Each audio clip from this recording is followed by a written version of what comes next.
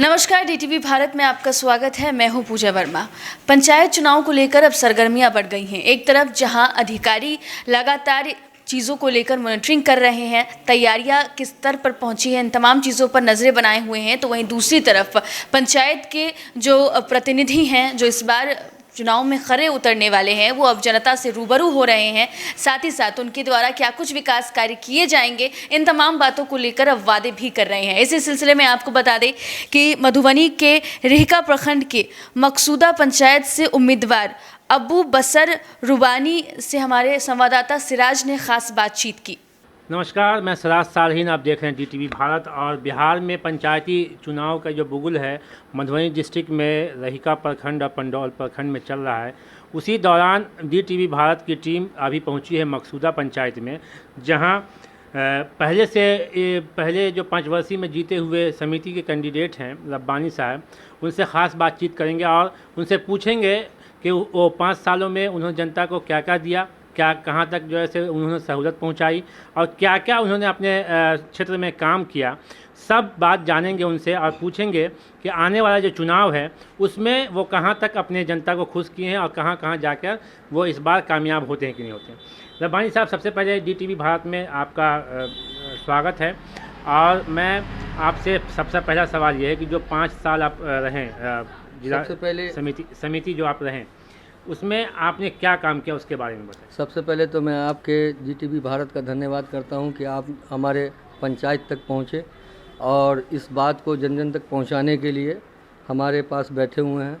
और मैं सबसे पहले तो इस पंचायत की जनता जनार्दन का धन्यवाद करता हूं कि मैं 2016 में पंचायती राज चुनाव लड़ा और मैं जीता और बहुत ज़्यादा वोट से जीता।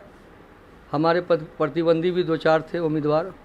हम 400 वोट से चुनाव जीत के आए। चुनाव जीतने के बाद जब पंचायती राज गठन हुआ हम लोगों का, तो गठन होने के बाद हम लोग के पास तो सरकार का कोई डायरेक्ट योजना तो था नहीं कि हम सरकार का कोई डायरेक्ट योजना पहले करते, लेकिन गवर्नमेंट ने हम लोग को भी आदेश दे दिया कि पंचायत समिति मनरेगा के तहत योजना कर सकते हैं।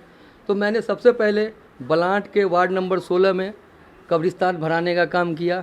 दूसरा काम मैंने बलांट के ही वार्ड नंबर 16 में श्मशान चिरियारी भरवाने का काम किया।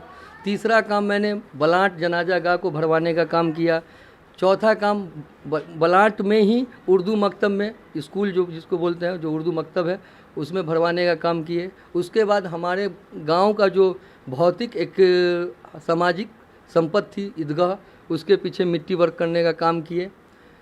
उसके बाद सलेस स्थान में मिट्टीकरण काम किए। उसके बाद आ जाइए सरकार का सबसे महत्वाकांक्षी योजना समझिए, हमको पर्यावरण जल जीवन हरियाली के तहत मैंने वार्ड नंबर 16 में रिजवान आलम, तैयब हुसैन जो है उनको भी मैंने इनका बेनिफिट दिया। उसके बाद और भी हमारे फारूक साहब हैं उनको भी दिया, मनोज महतो जी हैं उनको भी दिया।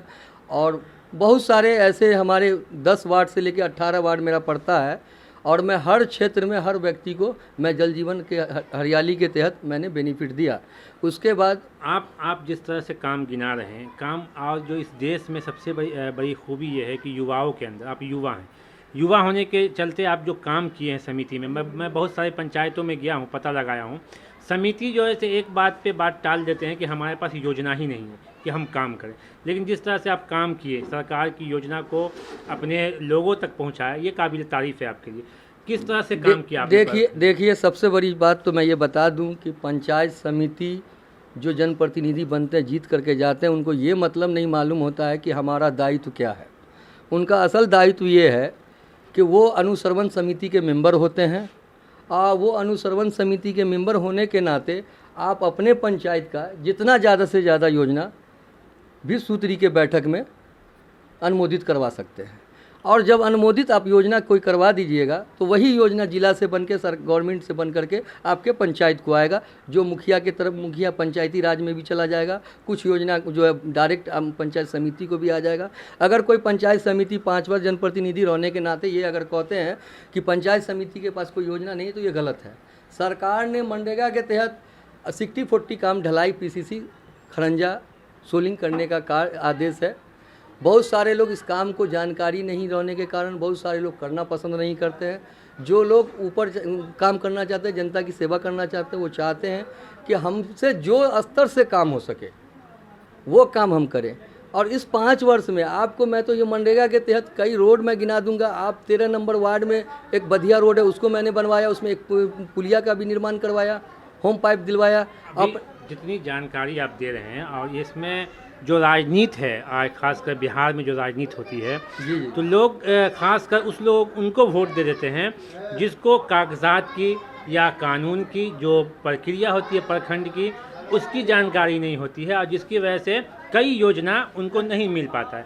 जिस तरह से आप आज बता रहे हैं, इससे लगता है कि आप जैसे लोग अगर हर पंचायत में बढ़ चढ़ कर आगे आएँ तो बहुत सारी योजना जो लोगों को लाभ नहीं मिलता वो मिलना चालू हो जाए। देखिए, हमारे पंचायत की जो जनता है बहुत बुद्धिजीवी है और हम जानते हैं कि इस बार भी वो सही डिसीजन, सही फैसला लेंगी। सबसे बड़ी चीज़ है कि आप जनता के से डायरेक्ट संपर्क में रहिए। बिचौलिया से हम क्यों बात करेंगे? जनता को क्या चाहिए? वृद्धावस्था पेंशन। जनता की समस्या है राशन कार्ड। मैंने इस 5 वर्ष में 70 से 75 राशन कार्ड आवंटित करवा के घरे घर पहुंचा दिया, जिसके पास ऑन रिकॉर्ड मेरे पास उसका प्रूफ है। आप अगर मांगिएगा तो दिखाने के तौर पे हम आपको ऑलरेडी दे भी सकता हूँ। एक बात, और जितना मैं बोल रहा हूँ मनरेगा के तहत पंचायत का योजना या बाकी योजना मैंने लिख करके जो दिया है अपने लेटर पैड पे, उसका एक छाया प्रति मेरे पास ऑन रिकॉर्ड है। ठीक है, अगर कोई मेरे प्रतिबंधी या विरोधी कहीं अगर कुछ कहते हैं तो ये उनको मालूम होना चाहिए कि इस पंचायत में 15 साल से 2001 से पंचायत समिति सदस्य रहे। पंचायत समिति का असल मतलब होता क्या है वो पता नहीं था। ठीक है, आज हमको इस बात की खुशी है कि कम से कम हमको काम करने की वजह से, वर्क करने की वजह से हमारे प्रतिबंधी जो है वो उनकी उम्मीदवारी ज़्यादा हुई है। तो कम से कम इस बात की खुशी है कि लोगों को ये लग रहा है कि पंचायत समिति के पास भी योजना है। जानकारी नहीं होने के कारण पंचायत समिति अपना 5 वर्ष खराब कर देता है और वो जनता को सही समय पे सही काम नहीं पहुंचा पाता है। जिस तरह से हमको लगता है कि ये DTV से आप इंटरव्यू करने लगे, हमको लगता है कि बिहार में जितनी भी पंचायतें हैं, खासकर हम आजू बाजू के जो विधानसभा हैं और आप उसी विधानसभा से आते हैं जो विधानसभा बिस्फी कहलाता है। बिस्फी में 2 प्रखंड हैं, एक बिस्फी है, एक रहिका है। लेकिन बिस्फी के जो लोग हैं, जो पंचायत समिति है, वो हमेशा हमने सुना है रोते रहते हैं कि हमारे पास योजना ही नहीं है।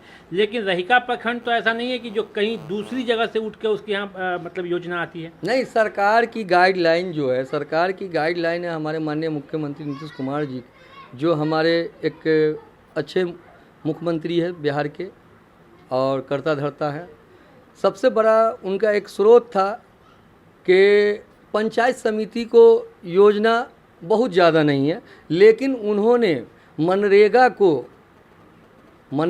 को जो बढ़ावा दिया, उससे ये एक बात सामने आई कि जो लोग बुद्धिजीवी हैं,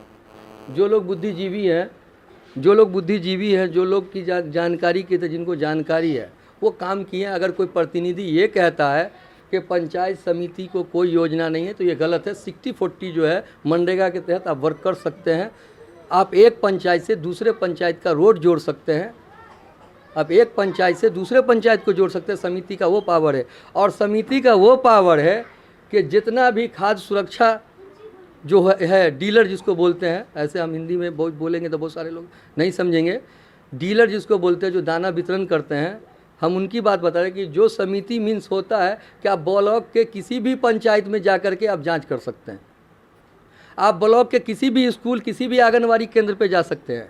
हम आपको कह रहे हैं कि आप मेरे क्षेत्र में 10 से 18 मेरा वार्ड है, आप सर्वे कर लीजिए कि मेरा जनता के बीच में 5 वर्ष में संपर्क रहा या नहीं रहा। एक, और मैं डोर टू डोर जनता से मिला या नहीं मिला। रात के 12 बजे भी अगर किसी को हॉस्पिटल जाने की ज़रूरत पड़ती है, DMCH की पैरवी की ज़रूरत पड़ती है, ब्लड डोनेट करने की पैरवी की ज़रूरत पड़ती है, तो ये रब्बानी पंचायत समिति, अबू बसर रब्बानी पंचायत समिति खड़ा रहता है। और मैं प्रतिनिधि रहूं या ना रहूं, सत्ता में रहूं या ना रहूं, मेरा जो एक मेरे अंदर एक सोशल वर्क की जो बीमारी आ गई है वो मैं जनता के बीच करता रहूँगा। मैं जब तक जीवित रहूँगा तब तक वो वर्क करता रहूँगा जो जनता के लिए हित में होगा। अभी जैसे कि जिस तरह का चुनाव प्रक्रिया अब तो बुगुल बच चुका है, नॉमिनेशन भी हो चुका है, अब 2 से 3 दिन में आप लोगों को ये भी सिंबल भी मिल जाएगा। सिंबल के बाद किस तरह का माहौल है आपके जो लड़ रहे हैं वार्ड से 8 से 16 में या 16 से 18 जो है, उसमें किस तरह का माहौल है, किस तरह के साथ आपके साथ जनता है? देखिए, सबसे बड़ी चीज़ ये है कि उम्मीदवारी जब लोग देते हैं तो सब उम्मीदवार तो यही कहते हैं कि हम जीत रहे हैं, लेकिन हमको अपनी जनता पे पूरा फेथफुल भरोसा है। अगर जनता काम, वर्क और इंसानियत और व्यवहार को देख के अगर वोट करी तो अबू असर को, रब्बानी को वोट करना चाहिए। ये रब्बानी साहब हैं जिन्होंने बखूबी अपने काम को गिनाया और देखा कि हम जिस तरह से रात में भी अगर लोग हमारे, चाहे हम चुनाव जीते या ना जीते, लेकिन हमारा काम है समाज सेवा करना, और राजनीति में जो समाज सेवा है वही धर्म है। और इसी धर्म के थ्रू आज मैं DTV भारत पे वो इंटरव्यू दे रहे थे। मैं सिराज सालिम, आप देख रहे हैं DTV भारत।